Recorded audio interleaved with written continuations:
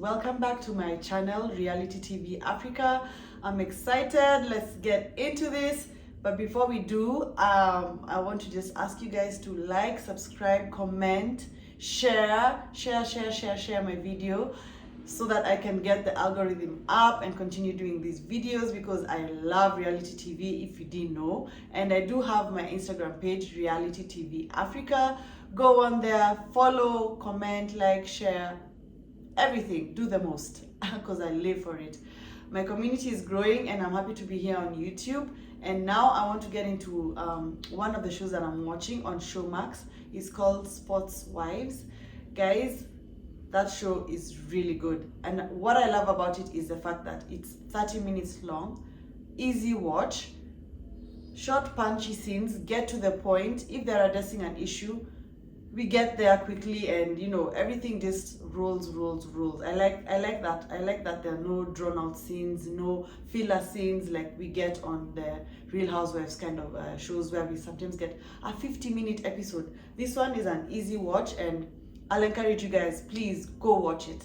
So let's get into the things that stood out for me in this episode. I'll be referring to some notes because, guys, sorry, their names, I'm still learning who they are, about them and everything. And of course, it's season 1, episode 1. I'm still getting into, you know, who these people are, their names and everything. So please excuse me, I will be referring to my notes. So we do get to a scene with Bomzi and Chrissy. Bomzi, like I mentioned in my previous review, she is the nucleus of the show. She's the connector. She's the one who's like the centerpiece, and then everyone is fashioned around her because it is an ensemble cast, but she's like the connector. And Bomzi goes on a hike with Chrissy, and of course they do talk about a few things, Chrissy being excited about her wife coming home from Italy, but they also get into the crux of things with the dinner that happened in the previous episode. And yeah, obviously Sisanda was messy for coming with the information about knowing Bomzi's ex. And I mean, I think Bomzi just wanted to vent to someone about how she was feeling about that whole thing happening. And that's pretty much what that scene was. And then she also talked about her previous marriage because Sisanda did say she knows Bomzi's ex-husband.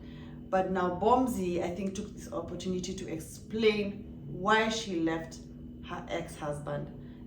And pretty much she alluded to the fact that it was a very unhealthy situation. She didn't really go into the details, but she alluded to some sort of abuse, whether it was emotional or physical. She did not clear that up. Maybe as we chug along with the season, she may open up about it later, or I don't know. But she did talk about some very deep-seated issues like having thoughts of unaliving herself, which is very serious. And if that was the case and it really was that bad, kudos to her for moving on to a healthy, strong marriage. And that's all I'll say on that for now. And then we meet Vuyani. Vuyani is obviously gay, and I love when the gays come around to these reality shows because they add a nice layer and drama to it. And Vuyani is friends with Sisanda and Dipuo. And I think Dipuo alludes to some sort of issue between Sisanda and Vuyani. And Vuyani in his confessionals does mention that Sisanda suspected that he was having a relationship or something, a thing with someone Sisanda was dating. And that's messy if that's the case, and if it's not, they need to kind of address it because we need to find out what that's about. But in this scene, I think what we kind of they talk about is the dinner, because I think that dinner was like the main event for the previous episode, and obviously they are all talking about it because they were in attendance. And you can see they have nicknames for the rest of the ladies. They're calling Clarissa Magic Dance. They're calling Chrissy Michael Jackson, aka PhD. And there's also a new friend of Seodi, which they gave her a nickname, and I didn't write it down, but I didn't know she would have been a critical part of the episode until much later. But I like the fact that there's the main cast and then there's the friends around them, and the friends around them also are adding to their storylines and everything. So kudos to that.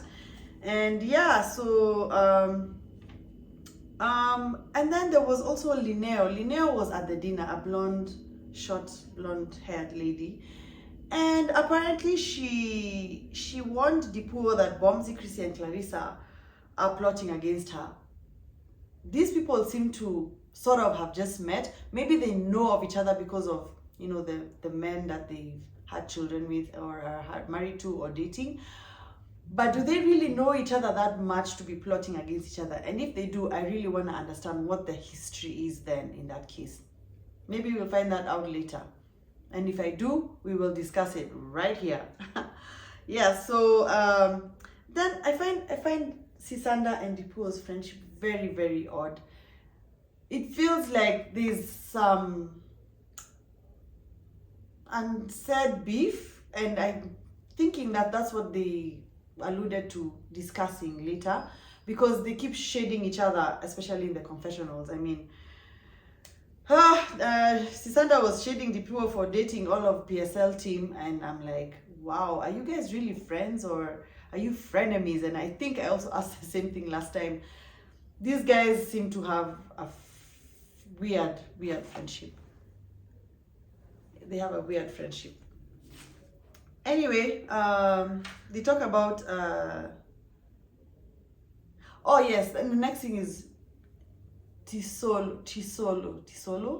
Sorry guys if I'm mispronouncing their names. I am not South African, I am Kenyan, but if you watch the show, you'll know who I'm talking about. She is also engaged or married to a woman, footballer, and her family have been giving her issues about accepting their union, and she has a call with her sister to kind of ask her sister to soften the landing and bring up the conversation with her mom again, so that they can now, you know, formalize this union and have her family on board. Obviously her sister is wondering, and she's saying her mom will ask why now. Obviously to me the reason is because now there's a show, this is a storyline, but it's fine, let them address the whole situation. And then there's layers to that. There was a lot of unsaid things, like there was an alluding to some drama between Tisolo, her mom, and her stepdad back when she was living with them. I don't know whether we'll get to understand what that is, but in this scene they didn't say much. But also what I liked about that scene was we saw Tisolo's home life, where she lives, how she lives. I'm starting to realize that these ladies don't live lavishly like you would expect the other reality TV show ladies that we see in other shows. They live pretty much, you know, normal lives, middle class. I think the only one who gives off a bit of luxurious and, you know, money coming from is Bomzi and Clarissa, but the rest look like they seem like they live pretty much normal lives. I mean, Dipuo lives in Soweto, for example, so I guess that's as real as it gets, them showing us how they really live, and I like that. That was kudos to them for that. Yeah, and then I think we see Bomzi and Sisanda sit down and meet, and when I tell you that scene was explosive but short. I liked the fact that it was explosive but short. I mean, they got straight to the point. Sisanda was like, yo, you were having an affair with your guy while you were married to your husband, who's my friend. She went straight to it, and obviously Bomzi is like, look, that's not the case, and we did meet at an event before, and then we didn't meet again until 3 months after my divorce. I mean, guys, I don't know if she's telling the truth. Sisanda wasn't buying it. Bomzi was like, look, I don't care if you believe me or not, but the fact that you're sitting down to explain all that to her means you care to explain. So let's keep it 100, you care. But anyway, whether it's true or not, I don't know. And then we got to a picnic with Codi and Clarissa. And I like Codi. Codi gives off a realness to her that is, I don't know, it's refreshing. And I want to see how, you know, she'll be among the ladies, because In the first episode, she was pretty much quiet, maybe because she was just introduced as a friend of. But what stood out to me is Clarissa's messy relationship. And I came to find out that in real present day, Clarissa is no longer with her long-term partner, fiancé.